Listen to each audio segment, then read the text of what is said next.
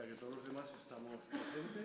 Sí, o este consejo que se crea de Valdejalón, Jesús Isla. Es que ciertamente es peligroso. Sí.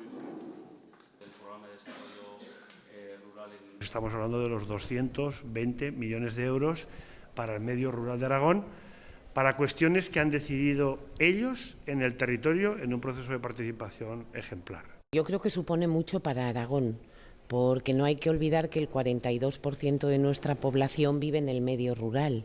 Por lo tanto, son programas que van directamente vinculados a ese 42% de población aragonesa.